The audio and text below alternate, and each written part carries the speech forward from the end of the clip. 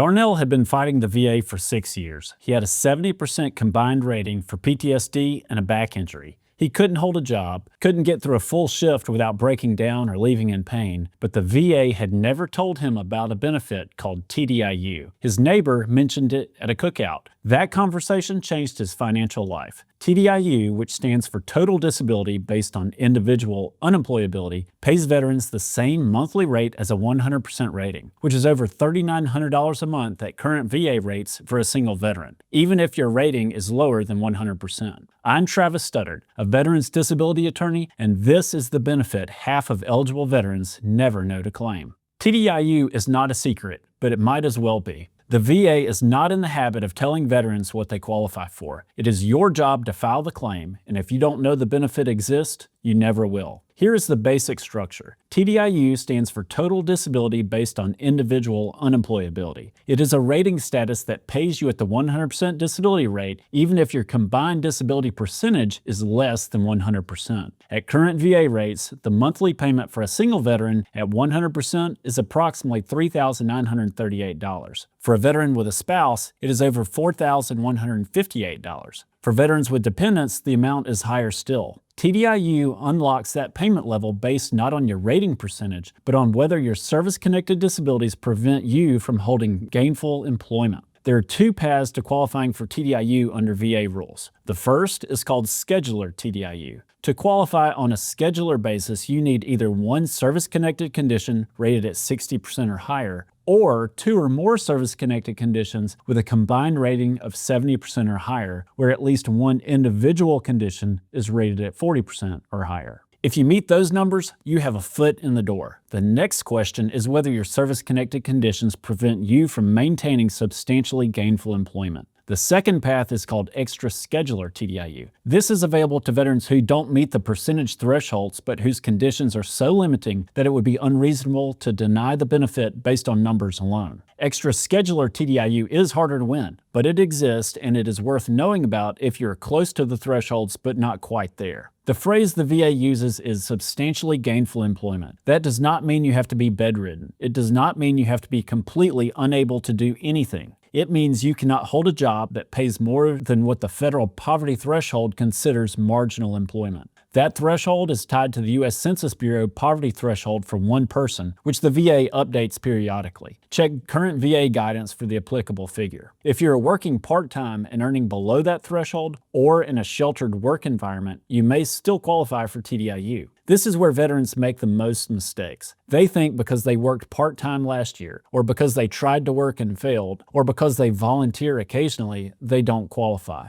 None of those things automatically disqualify you. The question is whether your service-connected conditions prevent you from maintaining consistent, full-time, competitive employment. Marginal work, protected work environments, and failed work attempts are not disqualifying. They're actually evidence that supports your TDIU claim. Let me break down how the money works, because this is where TDIU changes lives. If you're a veteran with a 70% combined rating, your monthly payment is approximately $1,808 at current VA rates. If you qualify for TDIU, that number jumps to approximately $3,938, a difference over $2,000 a month. That's more than $24,000 a year. For a veteran with a spouse, that gap is even wider. Veterans who have been sitting at 70% or 80% for years and qualify for TDIU have often missed years of payments they were legally entitled to. If your claim has been pending, you may also be eligible for back pay to your original effective date. Darnell did not know TDIU existed until a neighbor mentioned it casually at the cookout. When he called our office, he had been at 70% for 4 years. We helped him file for TDIU based on his PTSD and back conditions, and he qualified. The back pay alone was more than $96,000. His monthly benefit basically doubled. To file for TDIU, you need to submit a specific form to VA. You will also need to document your employment history, showing how your service-connected disabilities have affected your ability to work. Medical evidence supporting the connection between your conditions and your inability to maintain employment is critical. This is not a form you fill out and send in and wait. The VA will examine your employment records, your medical records, and often schedule a C&P exam specifically for TDIU.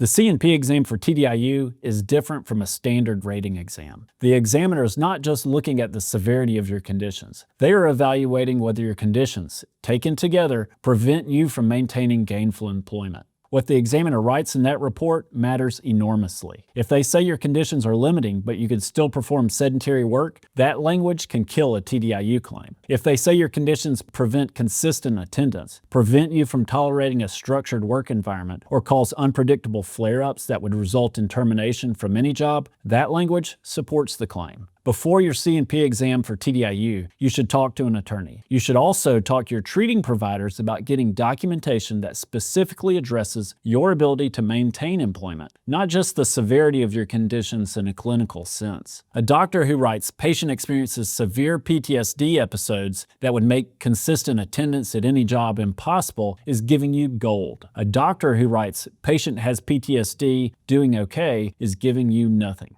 There are several reasons the VA denies TDIU claims, and knowing them in advance helps you build a stronger case. The most common reason is that the examiner decides you can still perform sedentary work. If your main conditions are physical, the VA often argues you could sit at a desk. The counter to this is evidence that your mental health conditions, your pain management needs, your medication side effects, or your cognitive impairment would also prevent sedentary work. Many veterans have multiple conditions that together would make any job impossible, but they only document one of them thoroughly. The second common denial reason is that the veteran earned above the marginal employment threshold in the year before the claim. This is why documenting failed work attempts and the circumstances of any job loss is important. If you were fired because of a PTSD episode, or you left a job because your back made it impossible to continue, that matters and it should be in your file. Let me also address something veterans ask me about constantly. What happens if you're already working part-time when you file for TDIU? This trips people up because they assume any employment disqualifies them. It does not. If you're working part-time and your earnings fall below the marginal employment threshold, you can still qualify. If you are working in a protected environment where your employer is a family member, or where you are given special accommodations that would not exist in a competitive workplace, the VA is supposed to consider whether that work reflects your actual ability to compete in the open labor market. Many veterans are working in exactly those kinds of situations and don't realize it counts in their favor. What about veterans who want to go back to school? Full-time education doesn't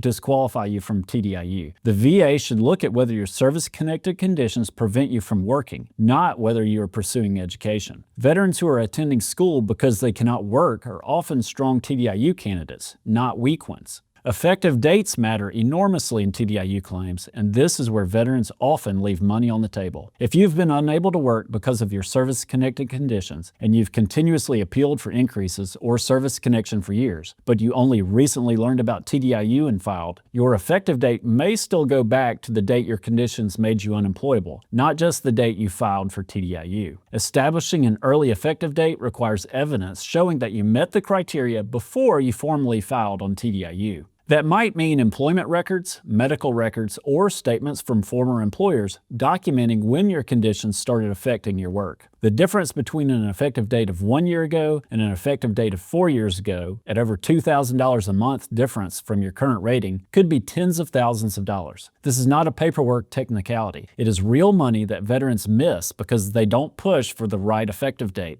TDIU can also be combined with other benefits. Veterans who qualify for TDIU often also qualify for free VA healthcare, property tax exemptions in many states, and other financial benefits that stack on top of the monthly payment. The total value of TDIU goes well beyond the monthly check. If you want to understand how secondary service connection can help you reach TDIU eligibility, watch my video on secondary service connection next. It shows exactly how veterans connect conditions to build stronger combined ratings. If you think you qualify for TDIU, Perkins Studdard helps veterans file and fight these claims at no upfront cost. Subscribe so you never miss a benefit the VA forgot to mention.